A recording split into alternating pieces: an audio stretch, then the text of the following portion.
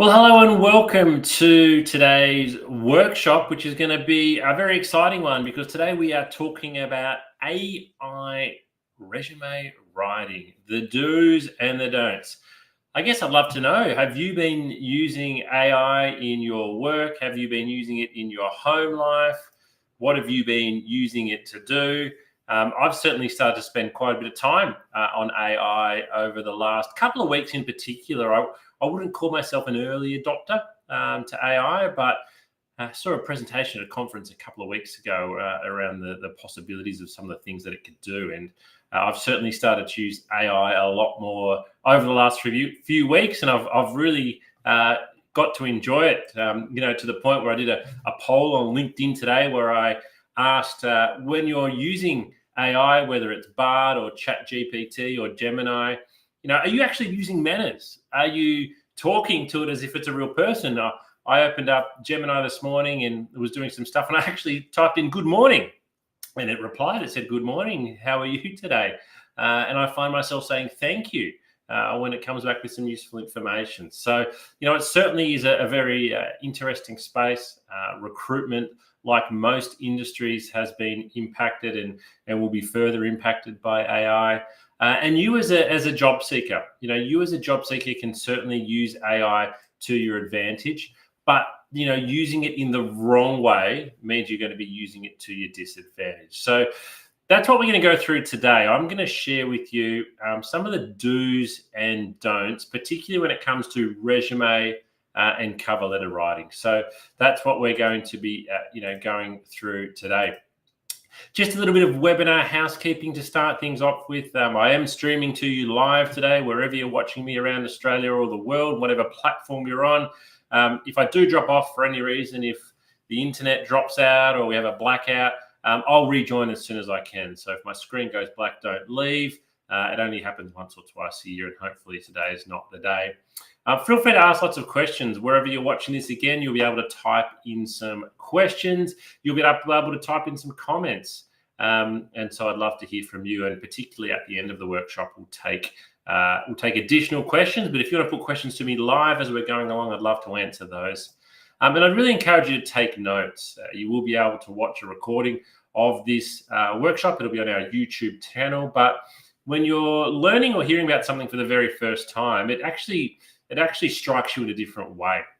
So if you hear something today, I'd really encourage you to note it down and what you thought about it the first time that you heard about it. But a little bit about me, your presenter. My name is James Whitcomb. I'm a director at a recruitment agency called Smart Recruitment, where I've been since 2005. In November this year, I'll hit my 19th year at Smart Recruitment. Over that time, I've conducted over 3,000 interviews, over 600 group assessments, and placed over 1,000 people into jobs. I would have read well over 100,000 resumes, might even be 200,000 resumes. It's really hard to tell. I've seen wonderful resumes. I've seen terrible resumes. I've seen great candidates with terrible resumes and terrible candidates with great resumes. And I've certainly learned, how to help coach and guide individuals to create a resume that stands out and gets attention. And I launched the Candidate Coach, the platform that we're meeting on today, back in 2019. I was at a conference recently. It was at a recruitment conference for the RCSA, which is the Australian Association of Recruiters, and there was a presentation from one of the major job boards, and I won't say who it was, but they shared this stat, which is really, really interesting, that by 2025, which is only a couple of months away from now, 50% of resumes will be AI generated that are on that platform. So that really got me thinking. We're not just talking about a small, technologically advanced, tiny proportion here. We're getting towards 50% of candidates are going to have resumes that are AI generated. And so what that really means is that a lot of you out there are probably playing around with AI at the moment and trying to find ways, to best use it to make sure that it's working really well for you. And to make sure as well that you're doing what you think is right in terms of putting forward an application that is that is going to work best for you. So what we're going to do today is, we're going to talk about, all right, we've got this great tool. It's a bit like the internet, right? It's a great tool. We can use it kind of for good, that can help us, or we can use it in a way that's going to be unhelpful. And so many candidates, I think, are a little bit unsure around how AI is going to help them with their resume and cover letter. I think we've already had, a couple of waves of people, just getting ChatGPT to completely rewrite their resume and to completely rewrite their cover letter. And in many ways, that hasn't been working because, while it might seem like a good idea at the time, it's not appropriate. It's not customizing applications yet in the way it should be, mostly because people aren't putting in many of the good prompts. So what we're going to do today is we're going to talk about resume basics, because we can't get to how you can use AI on your resume without first going through the resume basics. So I want to fairly quickly go through my normal resume coaching workshop. And then at the end of that, I'm going to tell you the 5 resume do's and the 5 resume don'ts for using AI.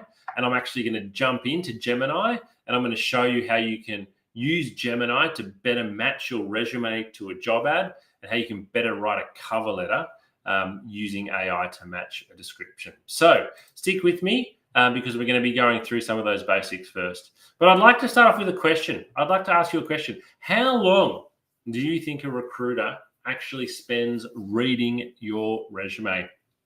Now, you yourself will have spent a lot of time on your resume. It might be a document that you spent 10, 20 hours on over the last couple of weeks. It might be a document for many of you that you've been working on for years, and you continually update it and you make changes there.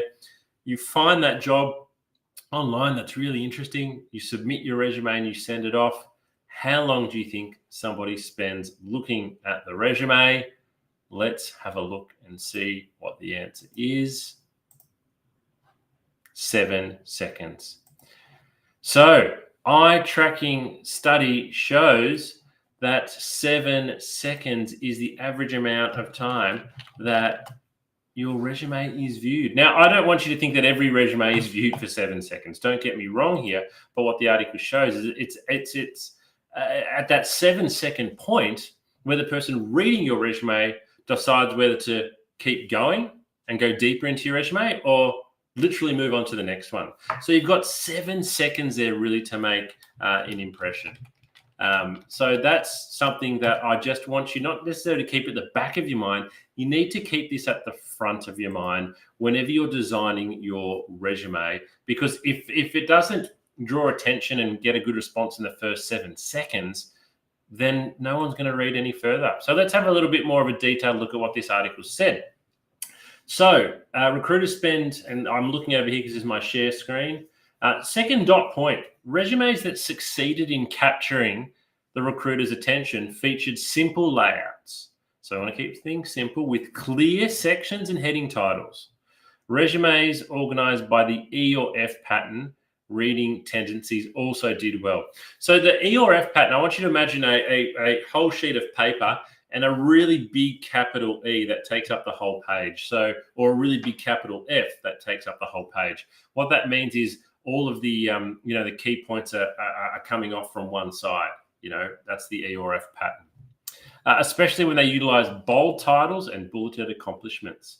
So we want it well-spaced, well-organized, bold title, bulleted accomplishments, well-sectioned. Resumes that did not fare well were hindered by cluttered layouts, a lack of white space on the page. So we do want some white space, multiple columns and long sentences. A lack of section or job headers also turned off recruiters, as did text that didn't flow or draw the eye down the page. So there's quite a little bit, isn't there, really, in those couple of dot points there. So I want you to have a quick think and ask yourself, is that my resume? Is that how I've laid out my resume at the moment? Do we have bold headings and bulleted accomplishments? Is it simple and easy to read? Because when we go back to that 7 second rule that is actually happening, you need for that information to be able to jump off really quickly. So you need the recruiter to be able to look at your resume and find the key information that you want them to see very, very easily. what this particularly means for me is that your first page is worth 99% of your resume.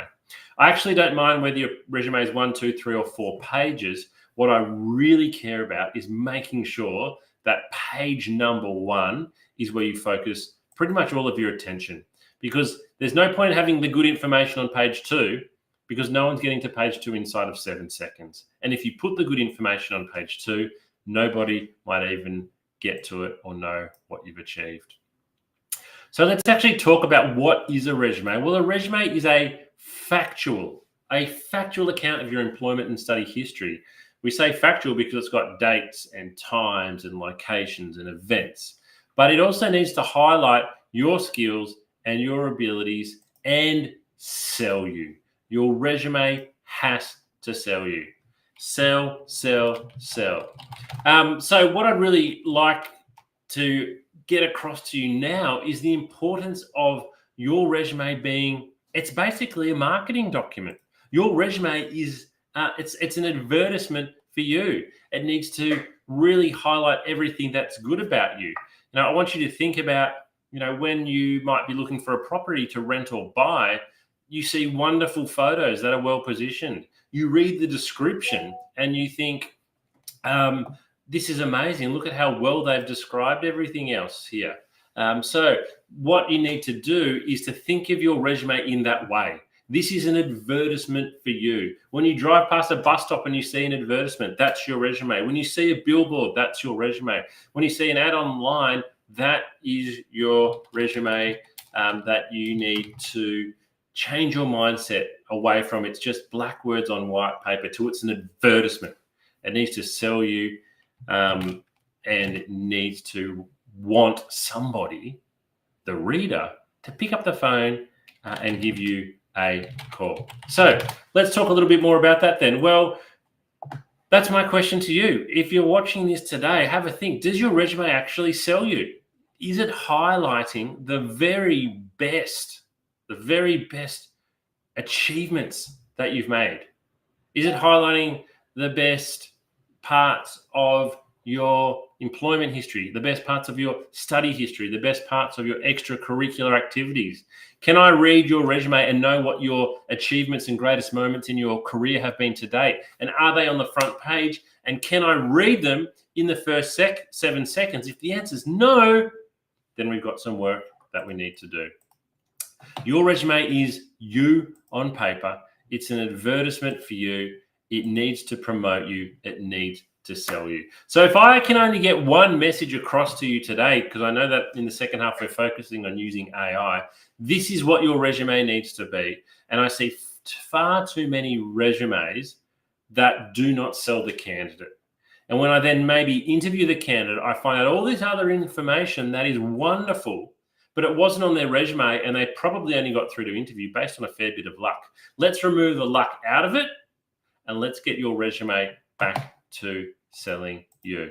So stop thinking of your resume as a dry, boring academic document and start making it come alive and highlight how very good you are, because you deserve it. And importantly, it's a fluid document. So what I mean by that is your resume does not stay the same for more than one job application. And I'll talk about this at the end, but it's important to mention up front, you've got to customize and tailor your resume for every single application. Now, you might be thinking, but James, I'm just applying for customer service jobs. They're all the same. Well, they're not.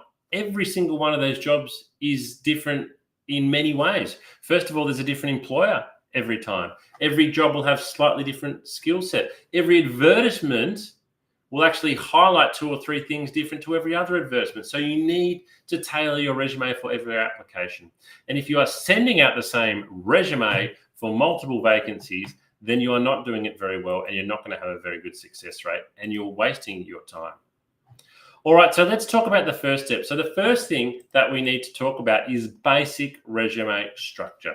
So before we get into talking about how we can use AI to write our resume and some of these other fancy things, we need to have the basic structure right. We need to have the structure is kind of like the recipe. And if you don't have the recipe right, then it doesn't matter what we cook with, it's not going to taste very good. I'm not going to go into a huge amount of detail here, but as you can see here, I'm going to share with you a couple of images of basic resume structure.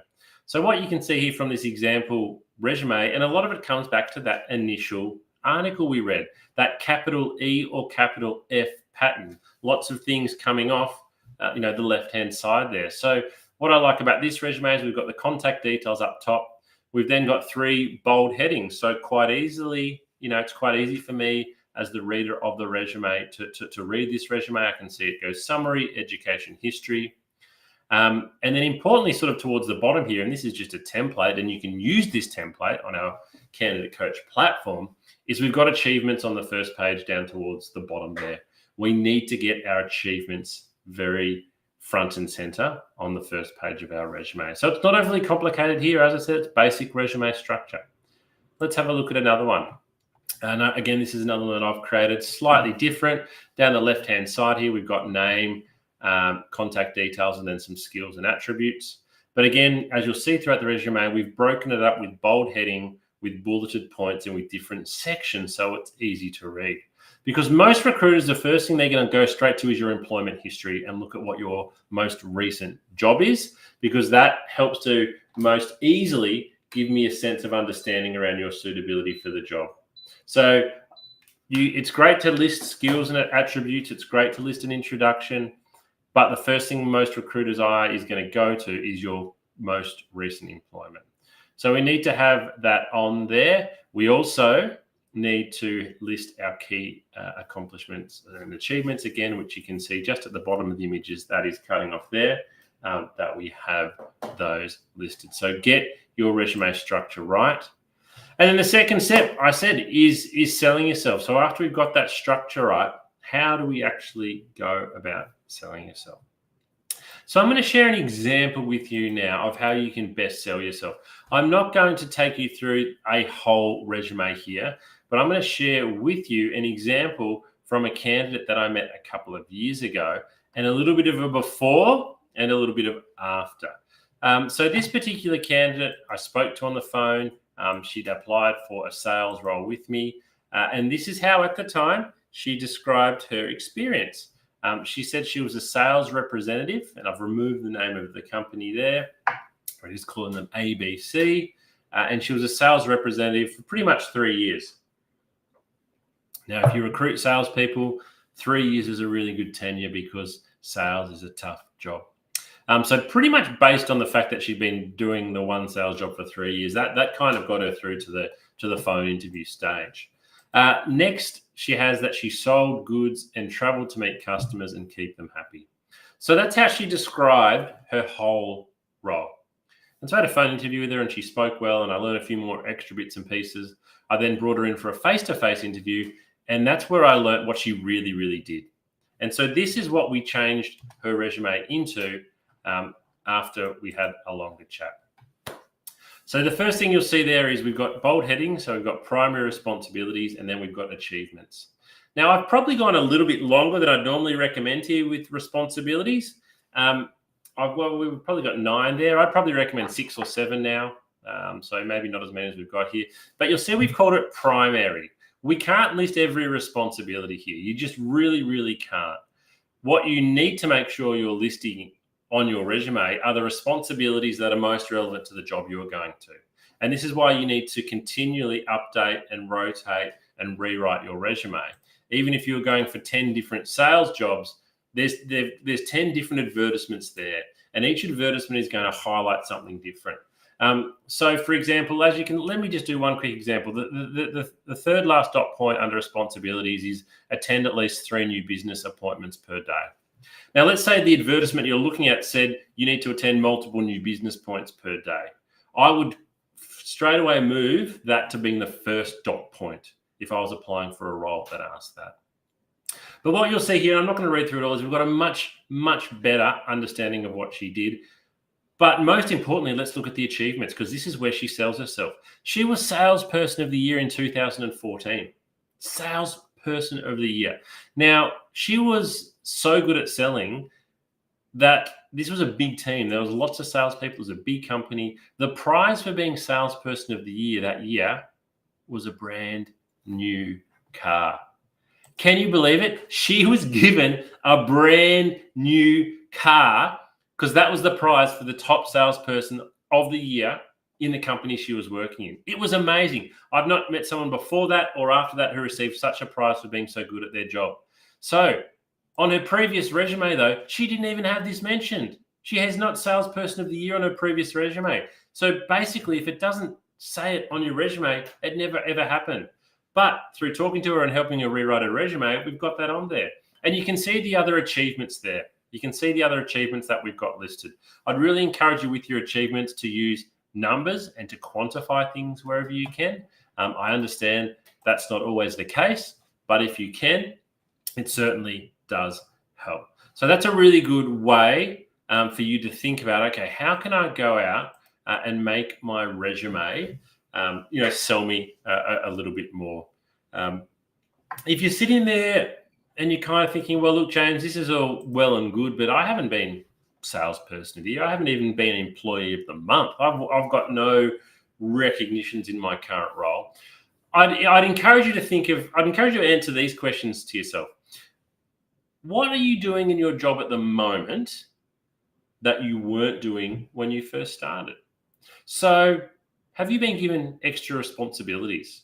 Because you could list those as an achievement. Maybe you're now asked to help onboard and train new staff. That's an achievement. Maybe you've been given responsibility to lock up the store, for example, at the end of the day. That's an achievement. Start to think of those things. What are you doing now in your job that you weren't doing when you started? You can list those as an achievement. Because in many ways, it kind of doesn't matter what achievements you list, but by listing them, you are showing that you've done a good job and you are showing advancement. Now, one resume I saw listed as achievement, regularly asked to take extra shifts. I thought I really like that, because if someone was regularly asked to take extra shifts, it's because they're doing a good job and probably because they're being reliable. So have a think about what you can list as achievements on your resume and make sure you've got those on page 1. The third step to creating a great resume is to make sure it's visually appealing. So again, I don't necessarily say that black words on white paper are bad, but it's 2024 now. And so there's so many great opportunities for you to have a resume that's visually appealing. A couple of easy ways to do that is to go to your candidate coaching page, wherever you're watching this today. We have templates there that you can download, or visit Canva.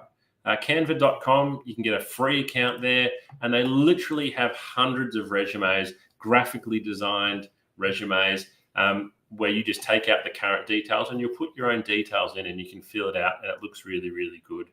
Probably the only thing to consider with some of them, particularly with Canva, is that you will then normally download that in a PDF format, and many jobs might ask you for a Word resume. So you then might need to go and find another tool that converts it from PDF to Word.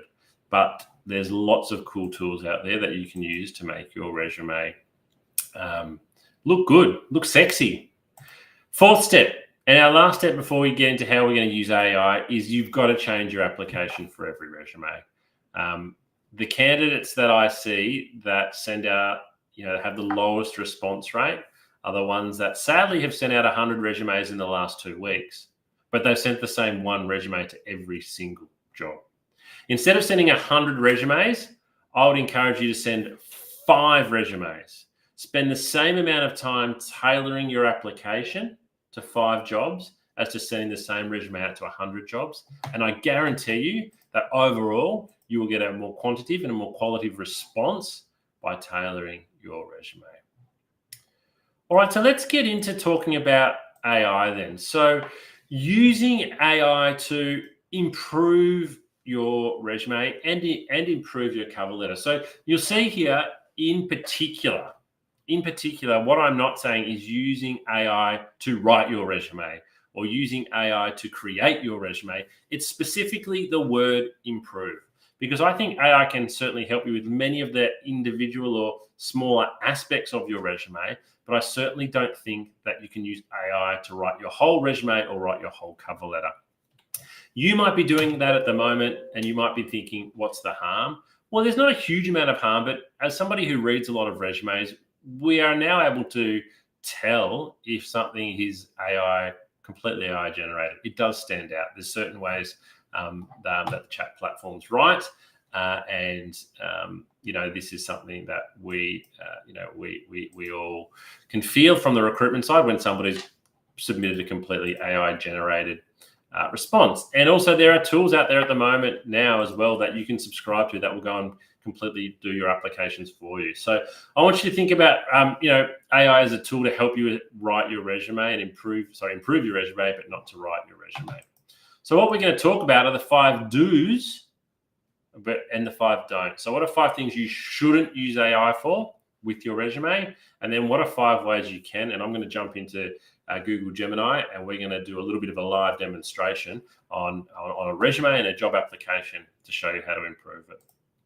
So let's start with the don'ts. Let's start with the mistakes that a lot of people make. So the first one is just what I've described then. They use AI to write their whole resume. They might upload their current resume or their LinkedIn profile and just say, hey, ChatGPT, can you please rewrite my resume? And then they download that and they think it's better than it currently is. That's a huge no-no because it's not tailoring it. It's not your words. You need to know what's on your resume. You need to have a very good understanding of what's on your resume because you're going to be asked about it all the time. The second one is don't expect AI is better than you. I think a lot of people think, I'm no good at writing my cover letter. I'm no good at writing my resume. I'll just stick it into Bard and it'll be better than me. 9 times out of 10, the answer is no. I think we use AI to be a little bit lazy with things like this. Or we just perhaps don't know what to do. So we think the computers are better than us, but don't expect it. It might be sometimes, but certainly don't expect that AI is going to be able to write a better resume and cover letter than you can. The third one is, and we've seen this a lot, don't expect AI to always be honest. So this is why you need to double check everything that you're taking from a large language model. It might add some extra detail in there. It might completely fabricate something. And so you need to really be checking everything that you put in your resume because recruiters know there's a lot of falsehoods on resumes. And as soon as we spot one, your application's done. Your application's dusted. So you'd hate for that to be the reason why you missed out on a job was because you didn't double check what AI wrote for you. The fourth one, and it kind of follows on from the honest one, is don't expect AI to be mistake-free. You've really got to double check everything that comes out to make sure that it is factual, that it is correct. Normally the spelling and grammar is okay, but everything else that it said, make sure there's no mistakes there. And the fifth mistake, and this is probably one of the main reasons people use AI, is to be lazy. If you're using AI to be lazy because you can't be bothered, then it's not going to work for you with job applications. If you're using AI, as I'll show you in a moment, to do better research and to customize certain parts that you then rewrite yourself, it's fantastic. But it is a tool to assist you, like say a Canva is, like a spell check is, but it's not something that you should be relying on to replace you. And if you're viewing it that way, it's going to be no good. All right, that was the 5 don'ts for AI and resume writing. Let's look at the 5 do's. So the first one is, do use AI for initial guidance. So what do I mean for initial guidance? Well, we're going to jump out of my PowerPoint presentation now, and we are going to, as you'll see on my screen here now, I've logged into Gemini, and what I'm going to do in this demonstration is I'm going to ask Gemini, to give me some guidance on the suitability of my resume compared with an advertisement. So what I want to show you, and I've saved this one earlier, I've just got to find it now, is we're just going to jump onto Seek, and we are going to go, where do I find my saved jobs? Here we go. So there's a job on Seek at the moment. It is a store manager role, a retail store manager role for the Reject Shop in Waverley, which is in Melbourne. So you'll see here we've got an introduction to the Reject Shop. We've got an introduction to, a store manager role. We've got 6 or 7 dot points here on what your job is going to be. We've then got 4 dot points and a blurb on what you need to bring to the role, some information on what the Reject Shop is going to offer and the benefit. So we've got that there. I have also created a bit of a dummy resume that I've used. It's not of a real person. I'm going to show that to you now on your screen. So this is a resume that I've made up of someone called Job Seeker. You can see here that they've got a bit of assistant store management experience from a couple of different stores, a little bit of information there. So this is just a one-page resume that I've made up for the purpose of the purpose of today's exercise. So what we're going to do once we go back into Gemini is I'm going to say, let's start by saying, hello, Gemini. Always good to be polite. Get on the good side. Gemini's going to say, hello, what can I do for you today? So I'm going to say, I have a resume that I would like you to compare to a job advertisement that I have seen. Can you do that? So I'm being pretty general here. I'm being pretty general here. So I definitely can help you with that. So please provide me with your resume and the job advertisement. Okay, so I'm going to go down here to Gemini where I can upload. So I go to my drive. I've already saved these ahead of the workshop. So I have got, no, don't tell me it's going to be hard for me to find. Might have to upload them again. Recent, where's recent? That might help me. All right, so example resume here. So I'm going to upload that.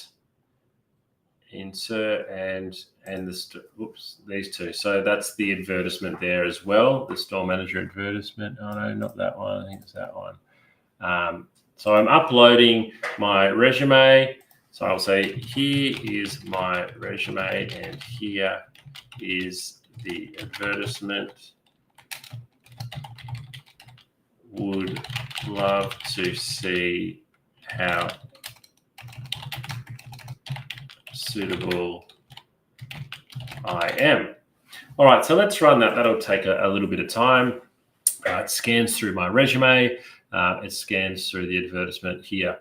And as you can see, it's giving me lots of feedback. So what I said before is we are going to use this as initial guidance here. So I just want you to keep that in mind, that what we're doing here is we're going for initial guidance. We are not asking it to rewrite our resume or anything like that. So let's have a look at it. So it says, okay, I've got both your resume and your advertisement. Let's break down your suitability for this store manager position at the Reject Shop.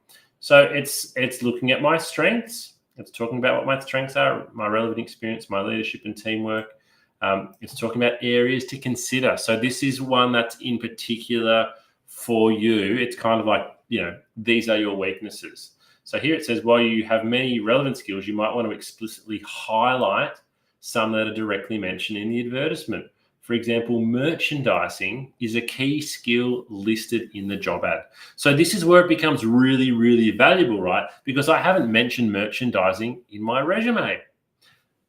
Gemini has picked that up. They picked up that merchandising is a key skill. It's not mentioned in my resume. That's great. We need to address that. Then quantifying achievements. Consider quantifiable results for your accomplishments. For example, instead of just saying increase efficiency, try increased efficiency by 15% through implementing new training protocols. So again, this is great advice. This is something that I really should consider. I haven't quantified what I've done there. Now, this one's really interesting. So it's suggesting that I might like to consider tailoring my language. So adjusting your language slightly to better match the tone and style of the Reject Shop advertisement. It's fun, a fun, energetic brand, so you could incorporate a bit more of that personality. And then it's finally recommending to research the Reject Shop's company culture and values to see if I align. It's given me, some bit of an overall feedback and then some next steps as well. So, and that's a bit of a reminder of what we've done there. So we've got some really great information there, some really, really good tips for things that I can for some things that I can do. So I would then go back to my resume, and in particular, I would make sure that I am mentioning my experience in merchandising. I'm using some statistics here. I may be changing the language a little bit. And I need to go and check the Reject Shop's company culture and values. So I might even actually ask it, what are the Reject Shop's values? So let's ask Gemini that, and let's see what it comes back with. So it's having a think. And so, all right, you're right to think aligning your resume with Reject Shop's values. Unfortunately, they don't publicly list their values. However, based on their marketing and job descriptions, we can infer some of the following. So again, we're using it now to ask follow-up questions, and we're getting some more information. So that's a really good starter for the way that we should use it. So we use it. What we're talking about now is initial guidance, and we're using it for follow-up questions. So whatever ChatGPT or Gemini recommends there, we can get further prompt. AI, let's use AI for job and company research. So this is a really important one because, again, we want to tailor our resume and particularly our cover letter. We want to tailor our cover letter to be really, really specific to the advertisement. So let's jump back in and let's ask it a question. What is some good information I should include in my cover letter to show the Reject Shop I have done a lot of research? So let's ask that question, because we don't want to just include on our cover letter research that's really easy to find. The harder to find research is where there is a lot of value. All right, so you're right on track. Showing you've done research is crucial for making a strong impression. Here's some good information to include. Align with brand personality, showcase specific relevant skills, connect your experience. So it's being a little bit vague here. I'm just going to ask it, can you be a bit more specific? I would like to quote something that has happened or forecast to happen to the Reject Shop that is specific. So that's been a bit vague in general what it's given me. So I'm going to ask it to be a little bit more specific here. So maybe it's like something about their future growth plans or opening stores or something along those lines. Okay, so you're right. Quoting something specific is a great way to show you're dug into their needs. Growth and expansion. So here's some ideas. Recent store openings. I was particularly impressed with the Reject Shop's recent expansion plans, including the opening of a new store in the location. So this is where we need to be careful, though, and this is where I came back to the don'ts. Don't expect AI always to be honest and accurate. So that's a bit of a throwaway line. We need to make sure that's good. So I might even continue to ask it here. How many stores have the Reject Shop opened in Victoria in the last 2 years? So we're going down a bit of a rabbit hole here, but what we want to find is if we can include a line here. For example, I'm really impressed to learn that the Reject Shop has opened 6 new stores in metropolitan Melbourne. There we go. I don't have access to that information. Go to, it's giving us some information. Their investor relations section. So we might even do that. This is how we can get right down the rabbit hole. The Reject Shop's website, we're going to Google that, investor relations, financial report. We can download a financial report if we want. Let's download that. 10 meg. No, I'm going to download it to my desktop. Call it Reject. Reject Shop annual report. So we download that, and so what I can then do is I can then upload that back. So I can then go, okay, I've downloaded the Reject Shop's annual report. I'm now going to upload it into Gemini, And I might say I'm going to say from the annual report, find me 2 stats that I can include in my cover. All right. From the attached annual report, find me 2 interesting pieces of information that I can include in my cover letter to show I have done great research. All right, so what's going to happen now? I've got to wait for it to, sorry, it's still extracting. And sometimes this is where it can be a little bit time consuming because we have uploaded a 10 megabyte file. I think it was, although I've still got it here. So it's 71 pages. So we're going to ask Gemini to go through 71 pages here once it's uploaded it, and yeah, come back with 2 interesting pieces. There we go, it's uploaded. So let's run that. So while that runs, let's jump back into the slideshow and talk about some more of those do's. So what we're doing now is we can use it really, really well for company research in particular. And a lot of the research we're doing now is to assist with writing of our cover letter. We have another whole workshop on how to write cover letters. I'd encourage you to go away and watch. But what we're doing right now is asking for some of that specific information. So let's jump back and see what it's found for us. All right. Okay. Here are 2 interesting pieces of information you could use: growth and expansion. All right. So it's actually given us a direct quote here, which we can use. I was impressed by the Reject Shop's commitment to expanding its store network, particularly in light of their recent opening of 17 new stores and plans to go an additional 15 to 20 in 25. My experience in, mention your own skills here, blah, blah, blah. So this is great information, really, really good. But what we need to do is we need to then go away and rewrite it in our own language. So that sounds very much AI written. So we've got the facts there that we know 17 new stores and plans to open another 15, 20. Take that out, put it into your cover letter and rewrite it yourself. So we're getting some really good information here. Copying and pasting it will be a mistake because it sounds very very AI written, but that's the goal there. If I read a cover letter and a candidate says, I read the company report and I saw the information you can see now, I'm calling them straight away because I'm thinking they've done a lot of research here. So that's a particular level that would really encourage you to get to. And then the final one, which I think we're giving a good example of here, is we want to use AI to find a point of difference. You need to make your application stand out, whether it's your cover letter or your resume. We want it to have a great point of difference. So some common resume questions before we finish up. How long should my resume be? Well, I don't mind. Whether it's 1 page, 2 page, 3 or 4, I wouldn't recommend any more than 4.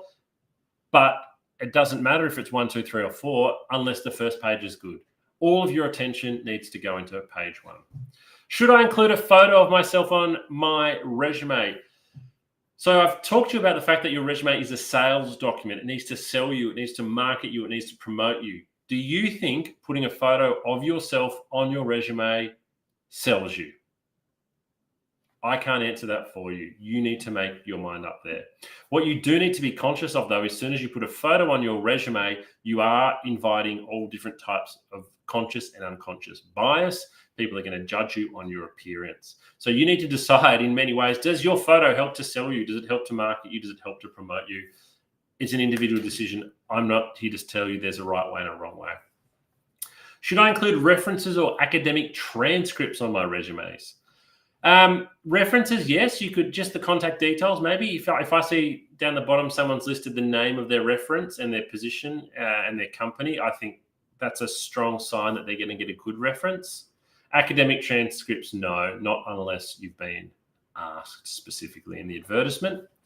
And do I include every job that I've ever worked in? My answer here is no, you don't need to. I would say you don't really need to go too much back more than 10 years. You can still list those jobs if you want, but you don't need to go into great detail. It might just be the job title of the company and the particular years. So the summary today for resumes, you need to sell your skills, your experience, and your achievements. You need to make it easy to read. If it's difficult to read, people won't read it. It should be visually appealing, and it's okay to be bold and try and stand out. And finally, your resume must be tailored for every single role. So that's the end of today. We'll stop the recording in a moment, but happy to hang around here. If anybody's got any questions, please feel free to type them in now. But it's been great having you join me today. I hope you've learned a little bit about resumes and how you can use AI to improve the quality of your applications. We'll run this workshop again soon, partly because AI keeps advancing, and I think in 3 and 6 months' time, it'll be even more capable.